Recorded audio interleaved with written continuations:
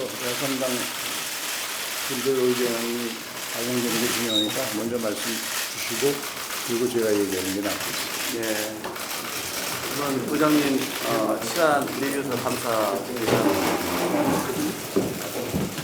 예, 어제 여야 또 교섭단체 대표들이 의장님을 좀 찾아뵙고 주례 회동을 가졌고 또 국정조사 관련된 논의도 했습니다만은 뭐 의견을 좁히지 못한 바 있습니다.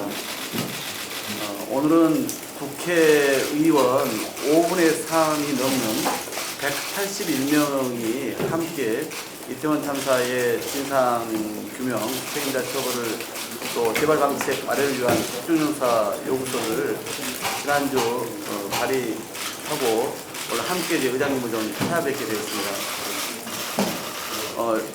처음에는 애도 기간이기 때문에 안 된다. 그 다음에는 강제 수사에 방해되니까 안 된다. 지금은 예산과 입법에 집중해야 한다고 하면서 안 된다. 계속 시간을 끌면서 안 된다를 반복하는 게 무한 책임을 져야 될 국민의힘 여당의 지금의 입장이고 태도 아닙니까? 저희로서는 국민의 압도적 다수가 진상규명을 위한 국정조사를 요구하고 있고 그런 국민의 명령을 우리 야당 의원들이 받아들여서 국정조사를 요구하고 있는 것임에도 불구하고 집권여당은 책임 회피에 또 이 국정조사를 무마시키기에 급급한 상황입니다. 그래서 이제 국민의힘이 얘기해온 강제 수사와 국정조사가 무슨 이게 선택의 문제입니까? 이건 당연히 양대택일의 문제가 아니라 동시적으로 해서 오히려 강제 수사에 도움이 되는 것이 국정조사이다라고 제가 누누이 말씀드린 바가 있습니다. 또한 민생과 관련된 예산 심사나 또는 법안 심사와 국정조사가 무슨 병행해서 어려울 일이 있습니까? 당연히 이 또한 동시로 진행 가능한 이야기인 것이죠. 그래서 더 이상 국민의힘이 어떤 식으로 보면 국정조사를 좀 안 해보려고 대통령실의 지시를 받아서 일사불란하게 움직이고 있는 데 대해서 이제는 국회가 경종을 울릴 때가 됐다라고 저는 봅니다. 따라서 의장님께서는 저희들도 마지막 순간까지 국민의힘의 설득에 혼신의 힘을 다 할 것입니다만 그럼에도 불구하고 끝내 국민의힘이 이런 진실을 규명해달라는 국민의 그런 요구에 요구를 거부한다면 이제 의장님께서도 국정조사법에 규정된 절차대로 이제는 임해 주셨으면 하는 바람을 갖고 왔습니다. 그래서 의장님께서도 국민의힘을 더 설득해 주시는 데 좀 함께 나서 주시고 시한을 정해서 저희가 보기에는 다음 주 24일 본회의에서 처리하기 위해서는 실제 시간이 거의 남아있지 않습니다. 빨리 특위가 구성돼야 되고 그 특위에서 국정조사 계획과 안을 협의해서 그 안이 만들어지면 본회의에 올려야 되기 때문에 아마 이번 주 중으로는 특위를 명단을 받아서 구성을 해야 다음 주에 그런 계획서 만드는 데도 시간을 쓸 수 있지 않을까 싶거든요. 그래서 저희도 국민의힘을 더 설득하겠습니다만은 의장님께서도 함께 더 설득에 나서 주시고 이번 주까지는 그런 국민의힘이 전향적으로 특위 구성과 또 국정조사 참여와 특위 명단 제출에 동참하지 않는다면 이제 의장께서 좀 결단해 주십사 하고 오늘 좀 찾아뵙게 되었습니다. 네, 정의당 원내대표 유은진입니다. 예, 우선 이렇게 시간 내주셔서 감사드리고요. 건강 괜찮으신지 여쭙고 싶어요. 얼마 전 대통령 시정 연설 때 만나 뵀는데 여의도 날씨가 싸늘한 것 같다. 근데 12구 이태원 참사라는 사회적 재난까지 겹쳐서 더 엄중해진 시기인 것 같습니다. 그럴수록 정치가 제 역할을 해야 된다라는 생각을 갖고 있고요. 특히나 이런 사회적 상처가 제대로 진상규명을 통해서 원인도 찾고 재발방지책을 마련하는 그런 어떤 뭐 전환의 모멘텀이 만들어지지 않으면 이건 심각한 상처로 남게 된다. 그래서 그런 모멘텀을 마련하는 계기로 이제 오늘 자리를 좀 생각했습니다. 지난 목요일에 그 이태원 참사 관련한 국정조사 요구서가 보고가 됐는데요. 여당인 국민의힘이 여당답게 책임있게 결단을 보여주리라 사실 기대를 했습니다. 그리고 계속해서 국정조사를 위한 협의의 테이블로 나올 것을 촉구를 했는데 아직까지 그리고 어제 회동도 사실 좀 기대를 많이 했는데 끝내 거부를 하는 모습으로 비춰줘서 대단히 유감스럽고 안타깝습니다. 사실 국정조사가 정쟁으로 흐를 거다. 그것은 집권 여당이 국정조사 협의의 테이블에 나오지 않음으로 인해서 그거 자체가 정쟁이 되고 또 정쟁으로 비춰지는 것이지 이 사회적인 재난과 참사의 원인을 제대로 규명하고 재발 방지를 위한 국회의 역할을 하는 국정조사 요구 협의 테이블에 나와서 여야가 머리를 맞대고 논의를 한다면 국정조사가 정쟁이 될 이유가 하등 없다고 생각을 합니다.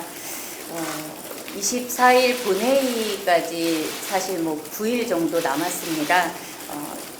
제 생각에는 결단의 시간이 다가온다 이렇게 좀 봐지고요. 국민의힘이 조금이라도 입장을 선회해서 뭐 협의의 테이블에 나온다면 언제든지 정의당은 나서서 국정 요구에 대한 협의를 할 마음의 자세가 그리고 입장입니다. 또 좀 안타까운 건 여당이 어제 중진 또 재선 의원 회의 결과 진상규명을 요구하는 민심을 외면하고 있다는 그런 강한 우려가 들어서 대단히 안타깝습니다. 안전사회로의 전환과 사명 그리고 그 부분은 그 무엇보다도 시민의 요구다라는 걸 국민의힘도 좀 무겁게 느꼈으면 좋겠고요. 의장님께서도 걱정이 많으시리라고 짐작을 합니다. 그럼에도 지금 국회에는 철저한 진상규명과 안전사회로의 전환이라는 그런 시민적 요구와 시대적 사명이 저희 앞에 놓여 있다고 생각을 합니다. 그래서 저희도 정의당도 또 여기 야당 같이 국민의힘을 최대한 끝까지 설득하려고 애쓰겠습니다. 의장님께서도 이제 뭐 여야 간 중재자로서의 역할도 충분히 해 주셔야 되겠지만 어느 시점에서는 결단이 필요하다라는 말씀을 꼭 드리고 싶어서 이 자리에 함께했습니다.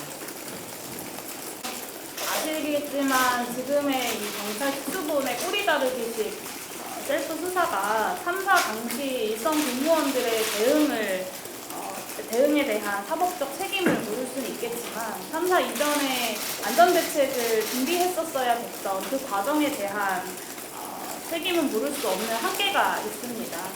이 참사를 만들었던 총체적 원인을 규명하는 것이 국회의 역할이라고 생각하고요. 근데 국민의힘에서 국정조사가 전쟁이라면서 거부를 하고 있습니다.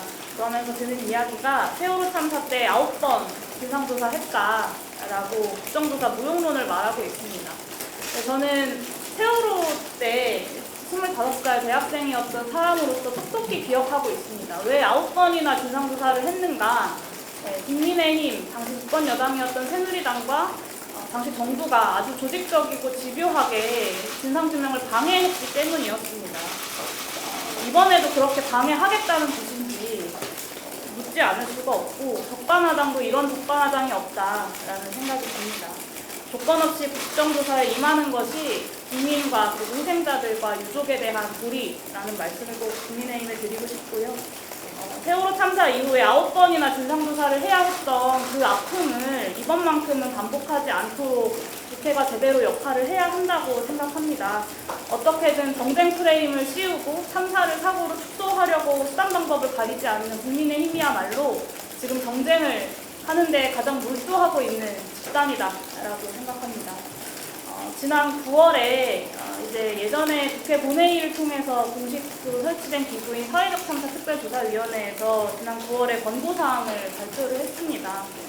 그 중에 하나가 이제 독립적인 재난조사기구의 설치였는데요.